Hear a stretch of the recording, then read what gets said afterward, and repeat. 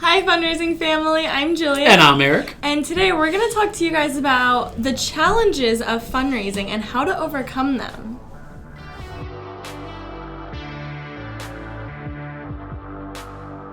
So we're doing things a little differently this time because this video is going to be a two-part series. 2 parts. This one is going to be about the challenges that people face when trying to fundraise, and then if you guessed... The next video is about puppies. Actually, this video is kind of about puppies. Actually, but yeah, this it is kind of. Now, You'll the next one is see, obviously you'll see. the next one will be how to overcome them. So this one is the challenges. Are you ready?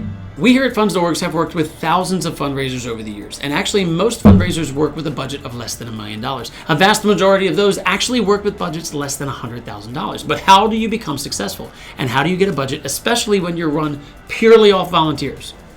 Well, we might be able to help you with that. So what makes it difficult to get fundraising? What makes it difficult to get your community involved? Well, the number one thing is communication.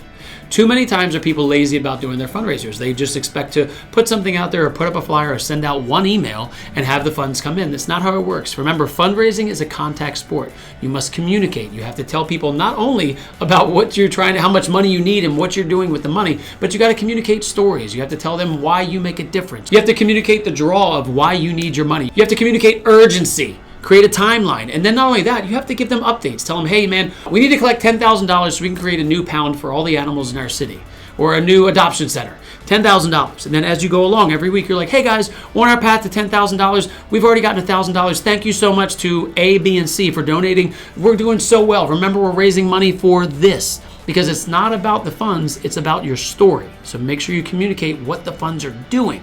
That's what's important.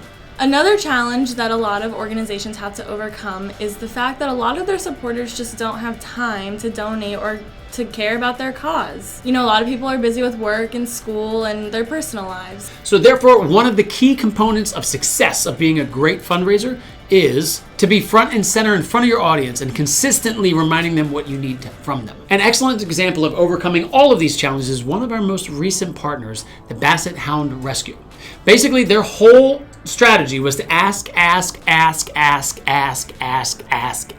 ask again. They're run completely with volunteers, and one of their volunteers, Tina, was one of the forefront and head endeavorers in their group's success. She basically was posting every single week, letting the community know what was going on, letting them know how much she needed, letting them know what the success was, letting them know how the animals were doing. She was taking pictures of the dogs with shoes. Her drive and her attitude helped throw them into success because she wasn't afraid to ask. Tina even went around to her community and asked people that she knew personally, like her hairdresser, to help with the fundraiser and donate shoes. She really went out of the way to ask everyone she knew to help with the cause. She even asked me. That's why I'm not wearing shoes. Good job, Tina. Yes, she did. Learn something from Tina and don't be afraid to ask. Remember, if you're looking to be successful, you have to reach out in your community. You have to ask them personally. You can't just put up something on the wall.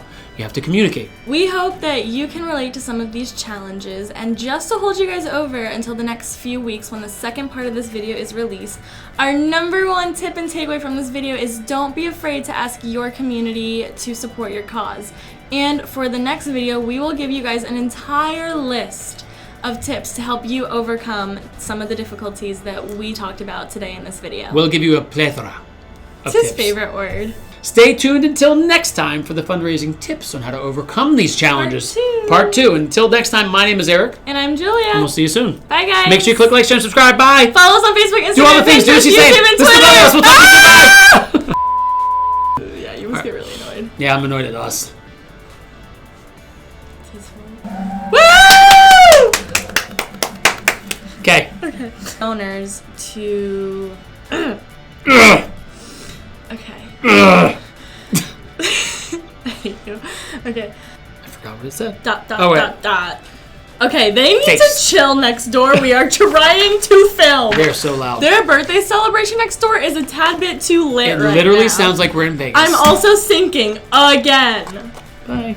Our number one Tip.